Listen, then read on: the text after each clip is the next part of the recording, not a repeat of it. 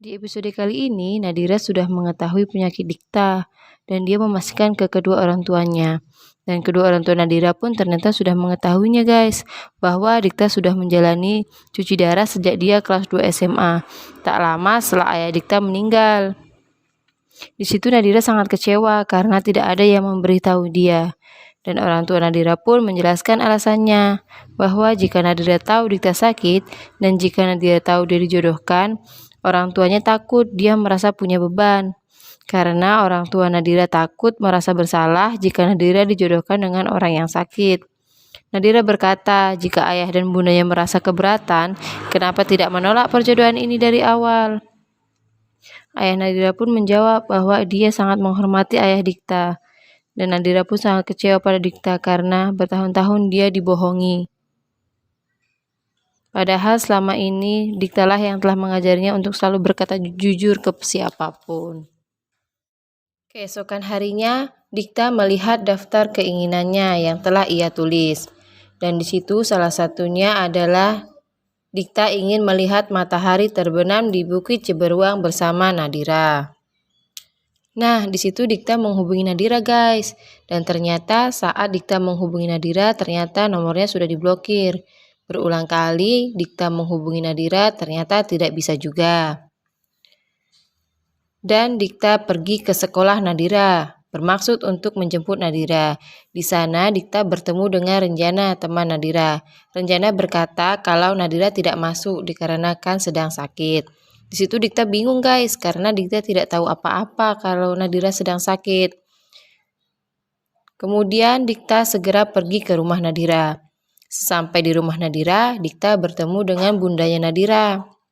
Di sana Dikta bertanya apakah Nadira sedang sakit, dan ibunya menjawab iya. Ibunya menjawab apakah Nadira tidak memberitahu Dikta kalau dia sedang sakit.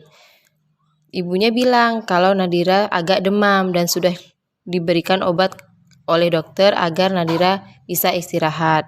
Apakah Nadira sekarang sedang tidur? Kata Dikta. Iya, sepertinya begitu, kata ibunya.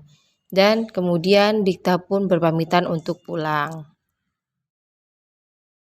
Di malam hari, Nadira pergi ke teras rumah dan ia bertemu dengan ayahnya yang juga belum tidur. Kemudian Nadira pun berbincang-bincang dengan ayahnya. Nadira pun bertanya kepada ayahnya apakah enak menjadi arsitek. Ayahnya menjawab, ya enak dong kalau dapat proyek banyak. Nadira terus bertanya, emang pernah tidak dapat proyek? Ya sering, kata ayahnya guys. Dan di situ ayahnya menjawab. Ayahnya bercerita bahwa tidak ada yang mengalahkan krisis keuangan di kala Nadira kelas 4 SD. Pada saat itu, Nadira ingin sekali sekolah balet, tetapi kondisi keuangan keluarga Nadira sangat terpuruk guys, tidak memungkinkan Nadira untuk masuk ke sekolah balet, karena masuk sekolah balet itu mahal. Karena pada saat itu, banyak proyek ayah Nadira yang dibatalkan, padahal ayahnya sudah bayar uang muka ke semua orang. Sampai-sampai hutang ayahnya mencapai ratusan juta guys.